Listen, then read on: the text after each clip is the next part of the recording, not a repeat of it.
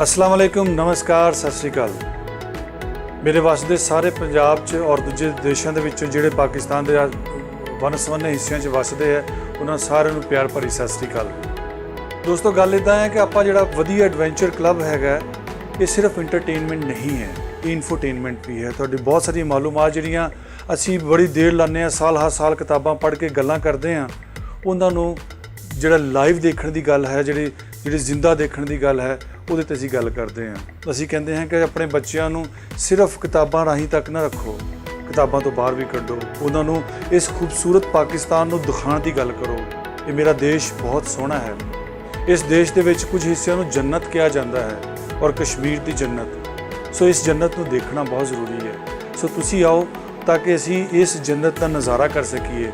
ਔਰ ਸਿਰਫ ਉੱਥੇ ਫਿਰਨਾ ਹੀ ਨਹੀਂ ਹੁੰਦਾ, ਅਸੀਂ ਗੱਲ ਕਰਦੇ ਹਾਂ ਵੱਖੋ-ਵੱਖ ਮਜ਼ਾਜ ਦੇ ਲੋਕਾਂ ਦਾ, ਵੱਖੋ-ਵੱਖ ਧਰਮਾਂ ਦੇ ਲੋਕਾਂ ਦਾ, ਵੱਖੋ-ਵੱਖ ਮਸਲਕਾਂ ਦੇ ਲੋਕਾਂ ਦਾ ਇਕੱਠੇ ਰਹਿ ਕੇ ਕਿਵੇਂ ਆਪਸ 'ਚ ਸਲੂਕ ਬਣਾਇਆ ਜਾ ਸਕਦਾ ਹੈ।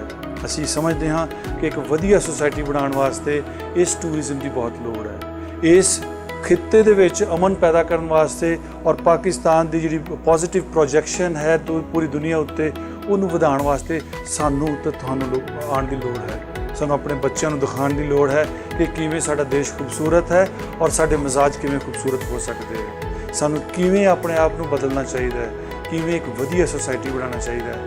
ਵਧੀਆ ਐਡਵੈਂਚਰ ਕਲੱਬ ਵਧੀਆ ਸੁਸਾਇਟੀ ਵਾਸਤੇ, ਵਧੀਆ ਰੋਲ ਵਾਸਤੇ ਔਰ ਤੁਹਾਡੇ ਵਧੀਆ ਕਿਰਦਾਰ ਵਾਸਤੇ ਹਮੇਸ਼ਾ ਕੰਮ ਕਰਦਾ ਰਹੇਗਾ ਔਰ ਉਡੀਕ ਰੱਖੇਗਾ ਔਰ ਆਸ ਰੱਖੇਗਾ ਕਿ ਤੁਸੀਂ ਵਧੀਆ ਐਡਵੈਂਚਰ ਕਲੱਬ 'ਚ ਆਓ ਤੇ ਆਪਣਾ ਹਿੱਸਾ ਪਾਓ। Bizon.pk Harry Lay